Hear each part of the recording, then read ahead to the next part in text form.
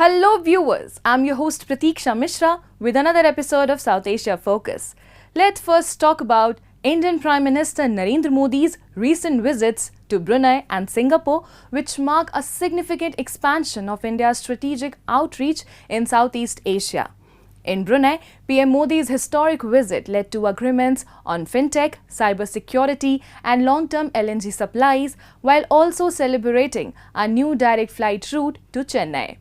In Singapore, the focus shifted to enhancing cooperation in semiconductors, digital technologies and healthcare. These trips underscore India's commitment to its Act East policy and the Indo-Pacific vision, fostering stronger, more diverse partnerships that promise mutual growth and innovation in the years ahead. Take a look. Indian Prime Minister Narendra Modi's international visits have played a crucial role in bolstering relations with numerous countries. His recent trips to Brunei and Singapore highlight India's dedication to deepening its connections with Southeast Asia. During these visits, Prime Minister Modi underscored the importance of Brunei and Singapore as strategic partners in India's Act East policy and its broader vision for the Indo-Pacific region. His engagements with these Southeast Asian countries are aimed at enhancing cooperation across various sectors, including semiconductors and hydrocarbons. Bharat की act east policy और Indo Pacific vision में Brunei का महत्वपूर्ण साझेदार रहा है। भारत हमेशा ASEAN centrality को प्राथमिकता देता आया है और आगे भी देता रहेगा। हम अनक्लॉस जैसे अंतर्राष्ट्रीय कानूनों के तहत फ्रीडम ऑफ नेविगेशन और ओवरफ्लाइट्स का समर्थन करते हैं।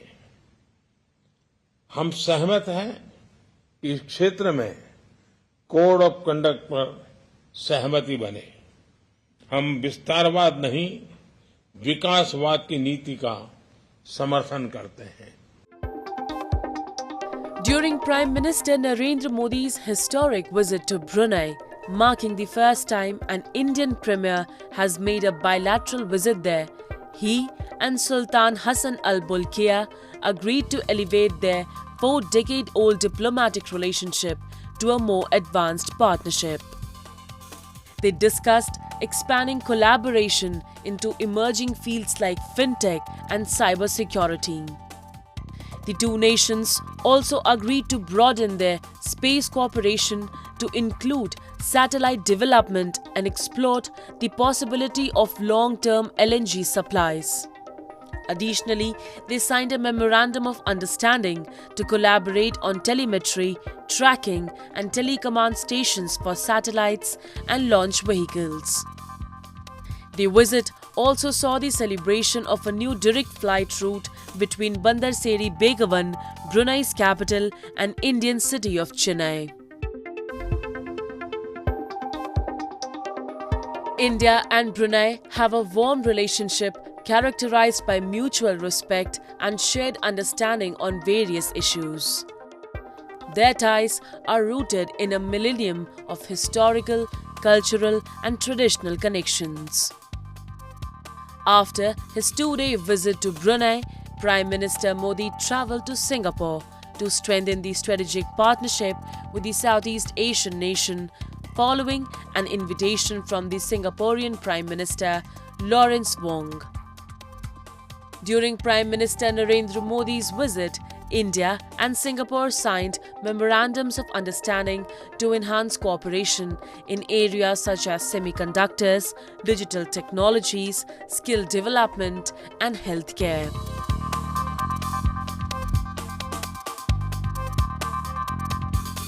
Across this entire spectrum of the semiconductor ecosystem, we find great convergences with Singapore. And I think you will see a very rapid growth in our joint efforts in this direction. PM Modi also engaged with a group of prominent Singaporean CEOs from various sectors such as investment funds, infrastructure, manufacturing, energy, sustainability, and logistics.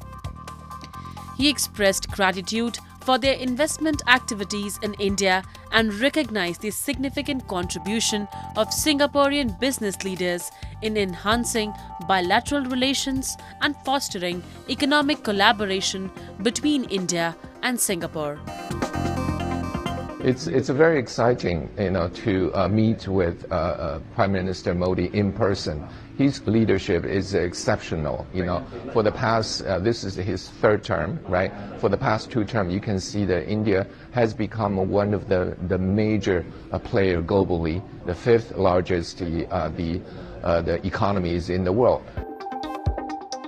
The relationship between India and Singapore is anchored in a deep and enduring history of commercial, cultural, and people-to-people connections that stretches over a millennium. This long-standing partnership is built on shared values and mutual approaches, aligned economic interests, and a common perspective on pivotal global issues. The political engagement between the two nations is both regular and robust, with particularly strong defense ties. Economic and technological collaborations are not only extensive but also expanding, underscoring the growing depth of their partnership.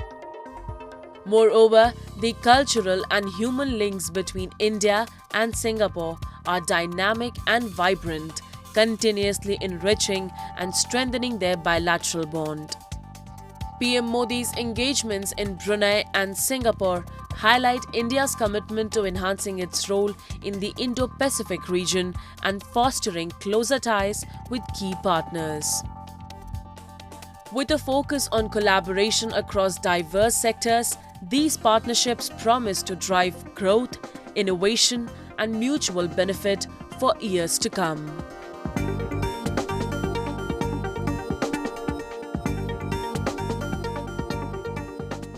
Let's now move to Pakistan-occupied Jammu and Kashmir, where ad hoc employees protested demanding the release of their long-delayed salaries.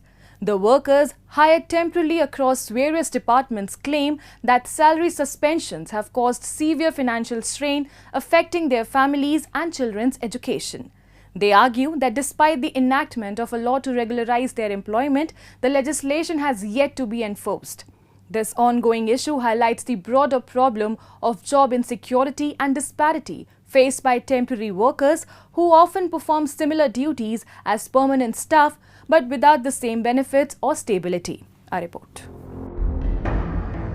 The core committee of employees working on an ad hoc basis in different departments across Pakistan-occupied Jammu and Kashmir held a protest outside the Central Press Club in Muzaffarabad.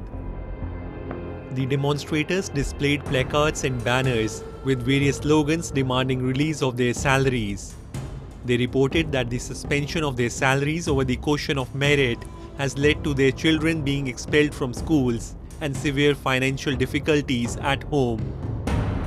The protesters also stated that while employees in Pakistan have been granted permanent positions, those in POJK are facing unemployment due to the government's failure to address their plight.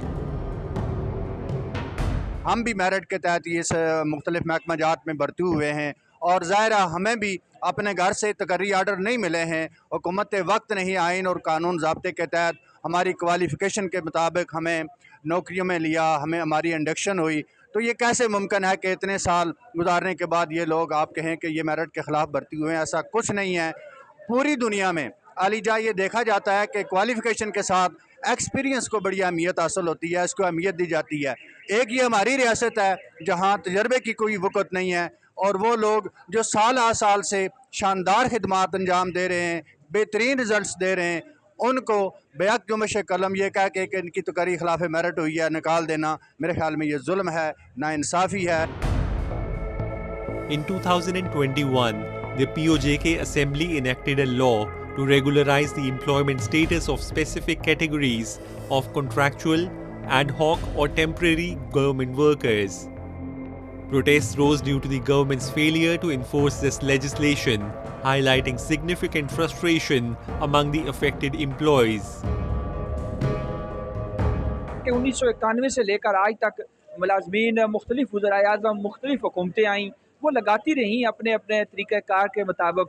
तो इस वक्त मुलाजमीन की services जो हैं 30 से 35 साल तक लोग मौजूद हैं, कई वफ़ात पा चुके हैं, कई 60 साल की उम्र पूरी करके बगैर मराद के घर जा चुके हैं।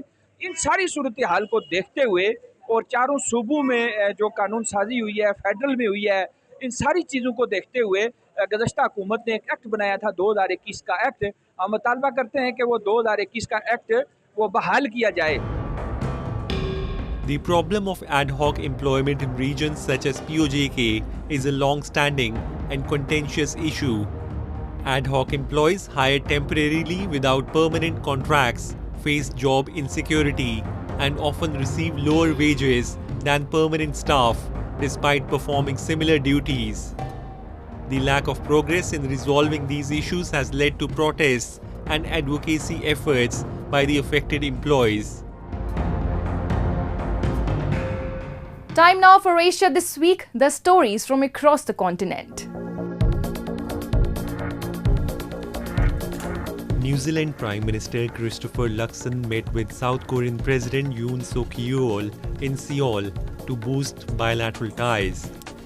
In the meeting, which marks the first time in 9 years that a New Zealand Prime Minister has visited South Korea, the two leaders condemned North Korea's nuclear weapons development and its military cooperation with Russia.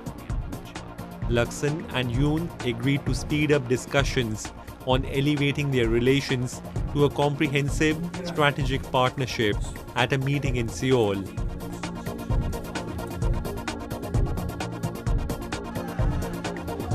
Navy and Marine Corps from the United States and South Korea conducted joint amphibious landing drills off the coast of the eastern city of Pohang to strengthen their alliance's combat readiness.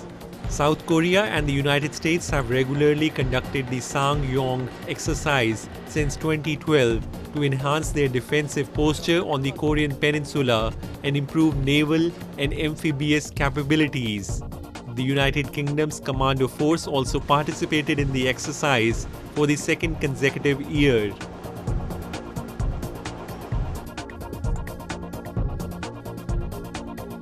Japan's government spokesman confirmed that one of its citizens was in detention in Belarus. Speaking at a regular news conference, Chief Cabinet Secretary Yoshimasa Hayashi said that Japan's embassy in Belarus confirmed the detention of a Japanese man in his 50s on July 9 for what the authorities called a breach of local laws.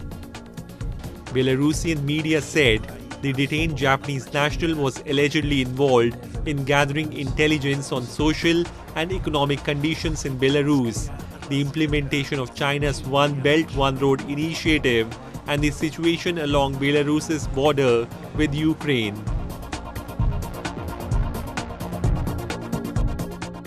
Let's now move to Pakistan's Balochistan province, which is facing a grave crisis with the ongoing issue of enforced disappearances. Under the cover of night, students, activists and ordinary citizens are forcibly abducted by state authorities, leaving their families in desperate uncertainty. These disappearances are not mere acts of intimidation, but calculated efforts to stifle dissent and exert control.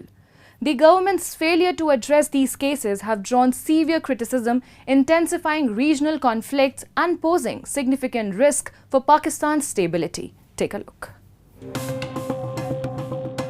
In the rugged landscapes of Balochistan, a haunting shadow lurks behind the region's political strife and simmering unrest: the issue of enforced disappearances. Under the cover of darkness, individuals, students, activists and ordinary citizens are wrenched from their homes or workplaces, vanishing without a trace. These abductions are not carried out by mere criminals, but by forces cloaked in authority, the security agencies, intelligence operatives and paramilitary groups of the state. Families are left in a state of agonizing uncertainty their pleas for information often met with silence or denial. The victims are detained in undisclosed locations, deprived of legal representation and contact with their loved ones. This clandestine operation is more than just an act of intimidation. It is a calculated strategy to suppress dissent and maintain control. In Pakistan's poorest province of Balochistan, these disappearances are not isolated incidents, but a pervasive scourge that feeds on fear and stifles the cries for justice. The region is witnessing significant protests and demonstrations, with activists and families of the missing uniting to demand the release of the disappeared and to highlight the ongoing human rights abuses in Balochistan.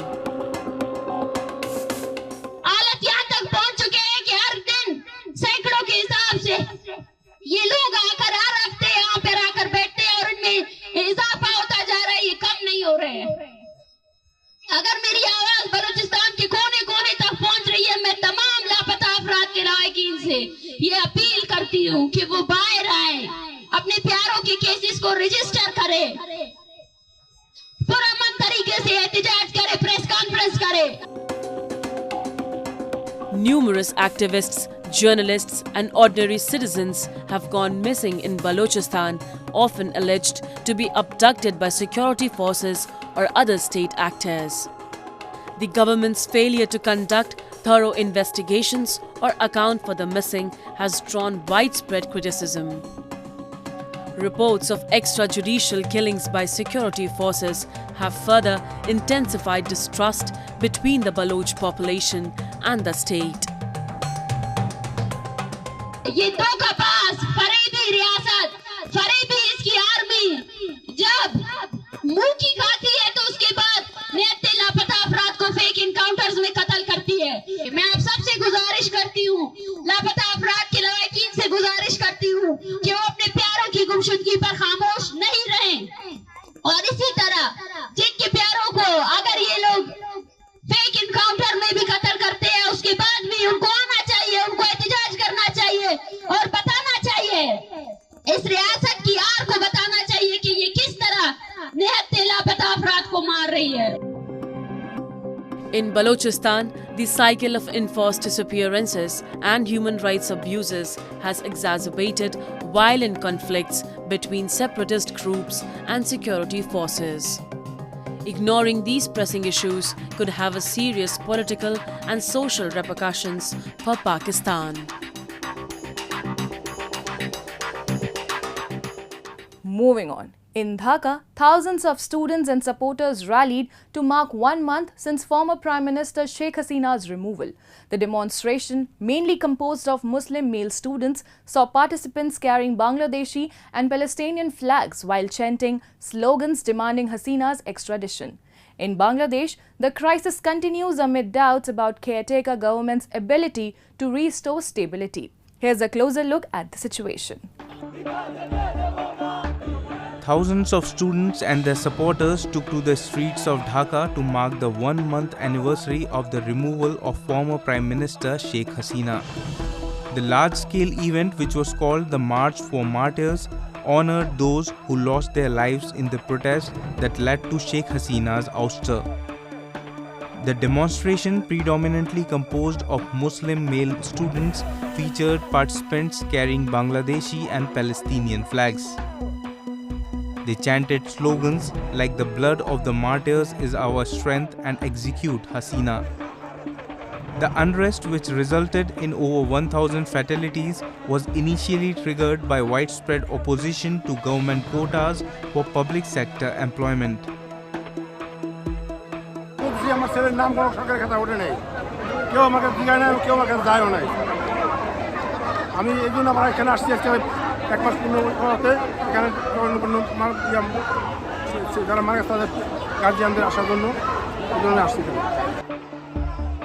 People, primarily students, also assembled at Dhaka University campus, chanting slogans and commemorating those who had died during the weeks of violence. As they voiced aggressive and threatening slogans, the students called for Hasina and her associates to be extradited from India to face trial for the killings from the previous month.